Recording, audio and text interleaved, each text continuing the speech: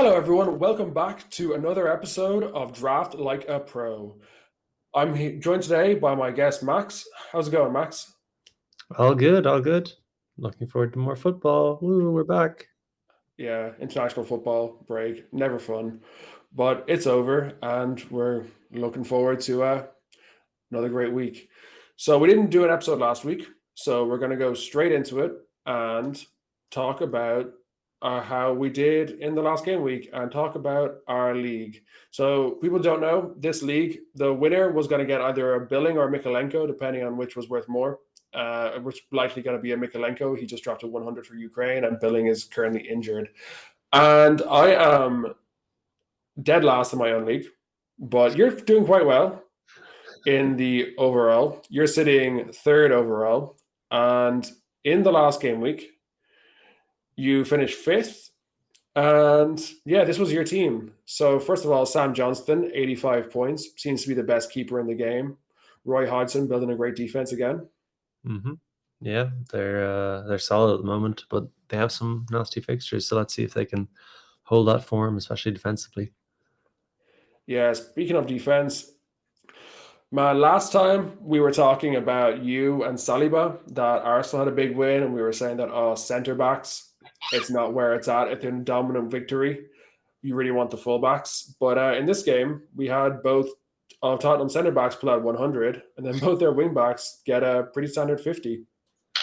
Yeah, I think because of the red card, it was kind of a strange game where the fullbacks weren't as involved as the centre backs were, and I think you could even see the number of passes played between the centre backs, with the lack of involvement from the fullbacks was pretty interesting. Yeah, Uh, like the stat I always look to is penalty area entries, and only two is kind of crazy for Destiny Udoji. Yeah, I think with the red card, you have to be a bit more reserved. So it's not really catered to his style of play, and not Yeah, great points, unfortunately. yeah. Then your other pick, you went for a budget defender, and you got a budget score in Matty Cash.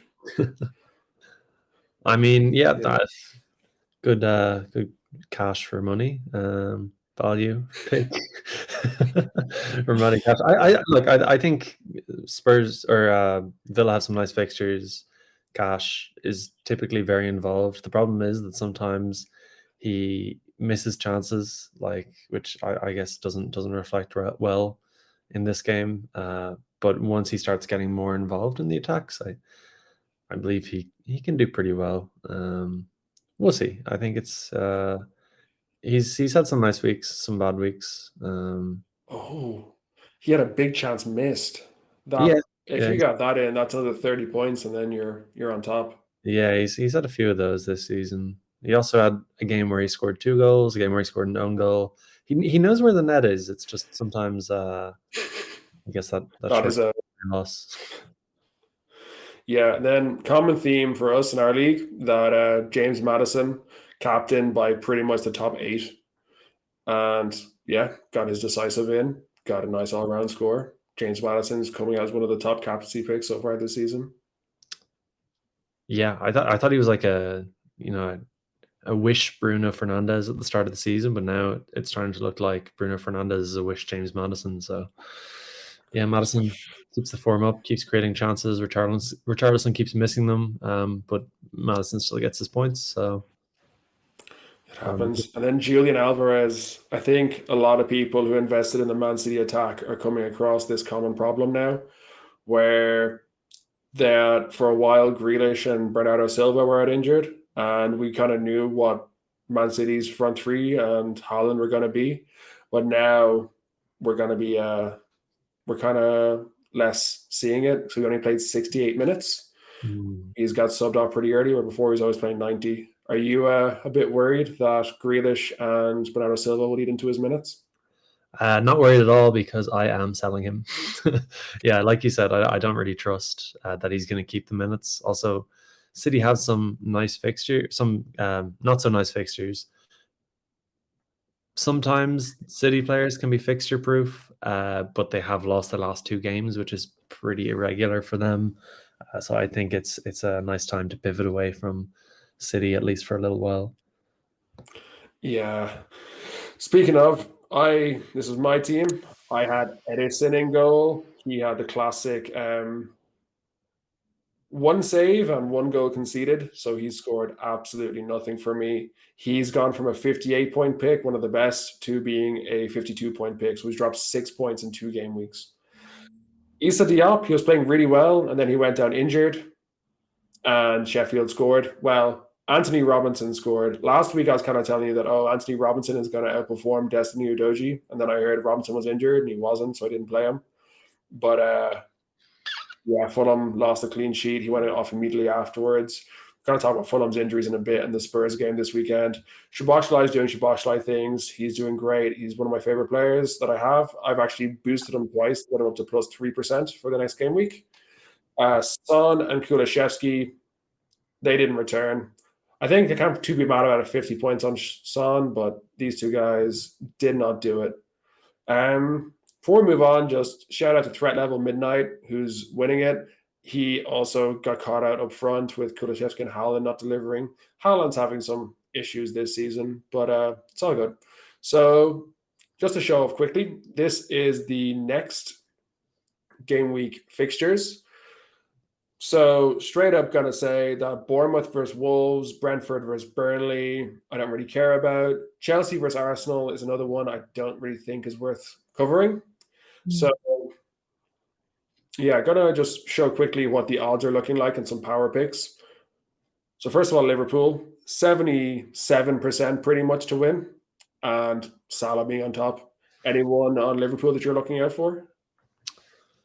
Again, like City, it's kind of difficult to predict their forward lineup in particular.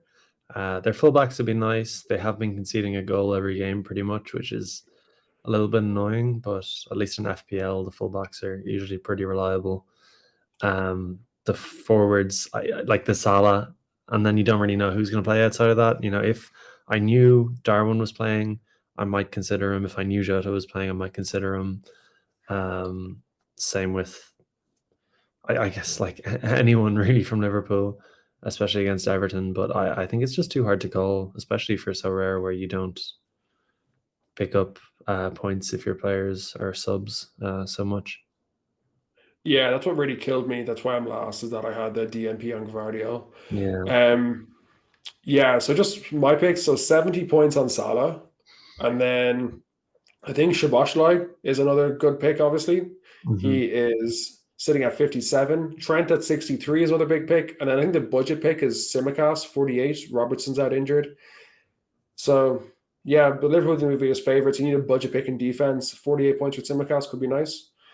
City, we were talking about City there. The big news is that they've got lots of players back. So Rodri's suspension is over. He's at 70 points. Yeah, you already really got room for one of these big captains. You've got Madison. I've been weighing up who to come in for. But I think Rodri's definitely an option if you're looking to get a new captain in the midfield. Yeah. And then we're talking about their forward line, that they don't really have any value picks. Haaland at 61, Alvarez at 60, Foden at 56. Foden is probably the guy to get if you want someone. But yeah, not hard to find value there. And yeah, they're up against Brighton. Brighton are hard to predict. I'm kind of steering away from Man City. To be fair, Brighton, I think they've conceded more goals than anyone except maybe Luton and Sheffield United. They do concede goals, so there could be points there for City if you feel strongly that Alvarez or Haaland are definitely going to keep their spots despite the recent results. And yeah, the point about Rodri being back is probably an important one. Should stabilize things a bit. Yeah, really interesting to see how they do this week. Yeah, the other one is Newcastle, really big favourites against Crystal Palace. We're talking about Crystal Palace being pretty good defensively. Are you Trippier? Obviously, is the big pick here, 69. Gordon back, 58 points. If I was to pick someone else, it'd probably be Dan Burn or Fabian Schär at 48. There's also Almiron is quite cheap. I think he's pretty much guaranteed to play at the moment. He's playing a bit better than me. Yeah, he also got some pretty poor scores for Paraguay, just drowned down his L15. And then swiftly on to United versus Sheffield. in theory, this is one of the big matchups, and Onana is down to 40, and we love 40-point keepers here because obviously we went at the start, we were both like, yeah, Dean Henderson, Jordan Pickford, these are the guys, and hasn't quite worked out for them. But Onana is now a 40-point keeper. I think he's pretty big pick if you want to try and maybe go the double premium, see if you can try and forward Rodri plus Salah. If you have some other 40-point picks that have gone up, like Matty Cash, maybe trying to fit in 3 40-point picks with Onana, Cash, and then 2 premiums. You got to go for Onana?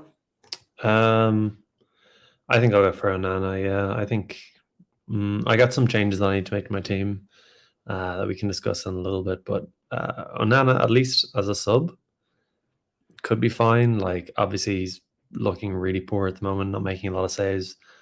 Probably won't get a lot of points if he keeps that up, but there could be a pivot point. It's hard to call. He's not one to trust right now, but he could be a nice option just to have there for when they have nice games like Sheffield United. Yeah, and then Bruno Fernandes is another nice premium pick, obviously. Rashford at 52 is okay. And then I'm actually looking at Dallo at 50, that if I'm going to go Onana, I might as well double down and go for defense, even though I accept that Dallo is not good value at 50. He is the best defender. Yeah, so I've got my eye on. And then, yeah, moving swiftly Good luck. on. Good luck. Yeah, I know. You're going to back United's defense when they're probably going to play Lindelof and Maguire in the centre back, and then maybe Amrabat at left back. They don't have Lindelof, anyone else. whatever about Lindelof, Maguire is a winner. So I back him. I couldn't believe it when he said that he'd won 14 games in a row and as a starter, and I looked it up and it was right. And then he won some more with England. So it's like, hey, England beat Italy with Maguire as a centre back. He keeps winning. He's a winner. He's just captain winner. Anyway, Tottenham versus Fulham, and I wanted to talk about Anthony Robinson. He withdrew from the US squad with a hernia. Issa Bouba Diop, his foot is gone. Kenny Tete, we don't know what's happening. So there's a good chance we're going to have to play the 20-year-old we got on loan from Milan, Bayo Torre, and then probably Ream and Bassi, and then Castagna. So Fulham have 3 injuries in the back 4. Away to Tottenham. This is not going to be a good time for a Fulham fan, which I am. Yeah. I think Tottenham, there's a possibility that they do the same thing they've been doing the last few games and, miss a lot of chances, score 1 goal. Madison, 90 points again. There's also a possibility that they just start rolling and win 5-0. Maybe Fulham score 1. Maybe Fulham are really good at stopping clean sheets. We scored against City. We scored against Arsenal. We scored 2 against Arsenal. Maybe we'll score against Tottenham. And then the last team I wanted to mention, just Nottingham versus Luton. The only player that really spoke to me at Nottingham was Serge Aurier, about 43 points. We both were talking about, Awani would be great here. But then Awani's injured. We're not sure who's going to start up front. It might be Chris Wood. And I still don't want Chris Wood. The only guy I wanted was Awani. Yeah. Okay. So I am going to do a reveal of my swaps. So first of all, Son, rumored to be gone. He had some injuries looking like against Vietnam. Don't know why he was even starting. Like Klinsmann is with Korea. I'm not loving it so far. But Issa Diop is injured. And then as we talked about, Ederson gone. And I think Salah is the biggest pick this week by a lot. Sacrificing a lot to get him in at 70 points, getting in Onana, getting in Dallo. And so, 70-point Salah. Everyone in our league has Madison captain. I'm going to have Salah captain to be differential. And I love my stacks. So we're going to be having Onana plus Dallo plus a 3% Szoboszlai plus Salah plus Kulishevsky as the extra, Salah captain. That's going to be my team for the next week. That'll hopefully pull me back up.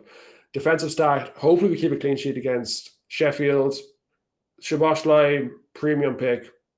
Salah, premium pick. Kulishevsky, looking great for a great match against Fulham. Nice. What do you think? I just had a look, because I had a feeling that Salah has a really good record against Everton. 5 goals in 9 games it's okay. It's not his best though. He's got a really good record. I think everyone knows about West Ham, Everton. The thing about Liverpool Everton is sometimes it's closer than it should be. Like even when Liverpool were at their very best and Everton were at their very worst, Liverpool still need like a miracle Origi goal in the 90th minute.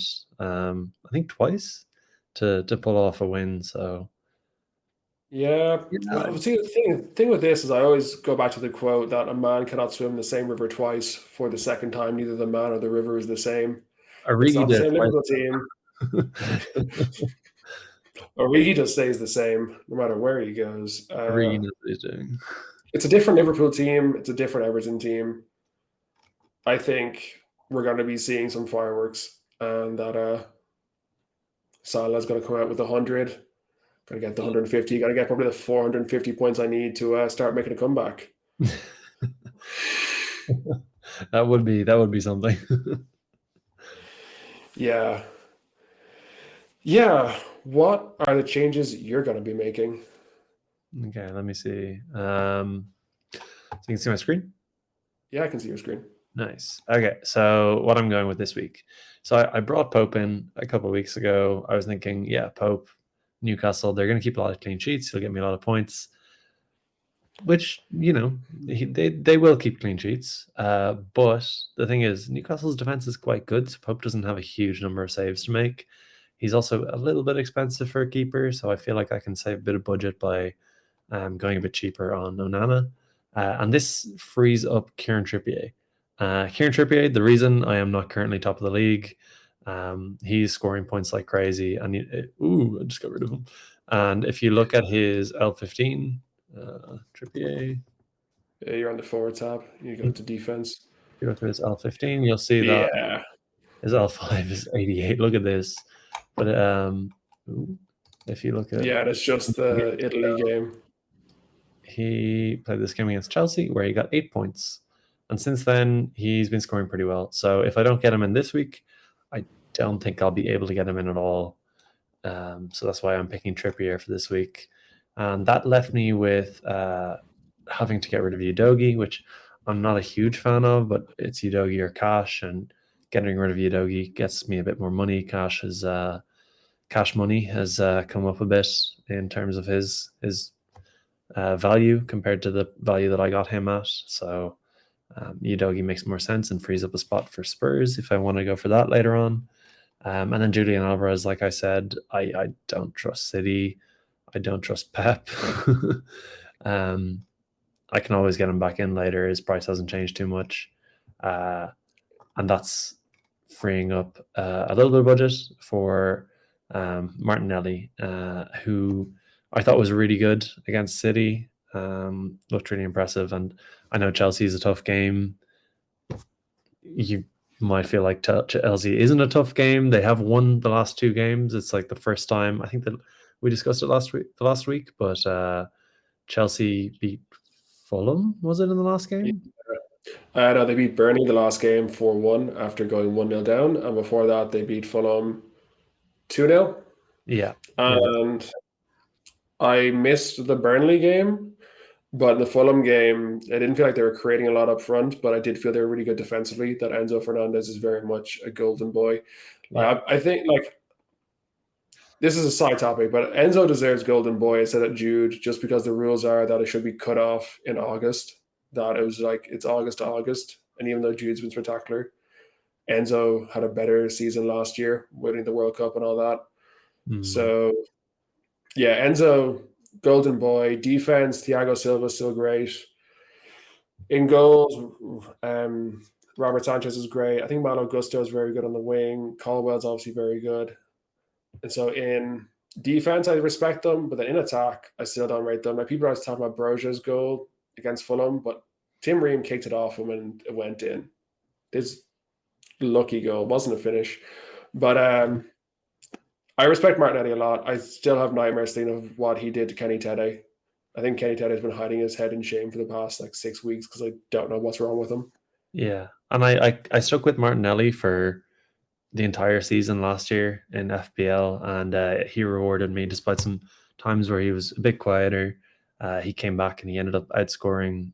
I think he outscored pretty much everyone in FPL last year. He scored a huge number of goals and points. He's outscored Saka for one, and I think he was close to Salah if he didn't outscore Salah too. So I think he's really good, and I think he's undervalued in this game. Really good at Yeah. dribbling and beating players as well, which I think is something that's usually scores pretty well. So provided he can stay fit, I think he could be really good for Arsenal this season, like he was last season. Yeah. Yeah, like I still have nightmares that I was obviously on the run. I was going for the top one at one point, and like I was in the top 10 in FPL worldwide, and I didn't have Martinelli, Saka, Odegaard, or Rashford. Yeah, And those four Red Horsemen drove me all the way down the leaderboard, and I ended up finishing 40K. So I never picked up Martinelli, but I ended up breaking for Odegaard and Rashford. But yeah, very, very good player if he's playing. Just with the depth they have with Trossard is a bit dodgy. And but he is super good. So on the one hand, I'm looking at your team. I'm seeing Onana, same problem as me. yeah. Trippier against Palace. I respect it. I don't think Palace are that good up top. Edward will be back, I think, but Edward is not some killer. They're missing James Madison. Isaac creates a lot of chances for Palace. Yeah, James Madison, the premium against Fulham with a great matchup. Gordon, you've got the issue that Palace are good in defense. That Joachim Anderson has been one of the best players on Sorare this year. And And then Martin. Sorry. it's crazy. And Like you look at FPL, the top scorers in the game, and Anderson's just there amongst all the big names. Yeah, he's been really good. yeah, and then Martinelli might have an next minute problem, but you would have had that with Alvarez anyway. So, and away to Chelsea, Arsenal versus Chelsea. I still can't get a grip on Chelsea. It's like, oh, you beat Fulham. Kind of luckily, in my opinion, 2 hours led to go by centre backs and then ran through Burnley. But yeah, I like your team overall. But hopefully, I won't do too well. Hopefully, I can pull you back and I won't finish dead last. All right, let's confirm. Right, cool. Let's lock it in. Um, yeah, I think that's it for this week, guys. Don't forget to join the league down below. Your score will still count. So if you want to drive me down even further down the leaderboard, you can join and hopefully getting a chance with winning the limited Mikalenko. See you guys next week and peace.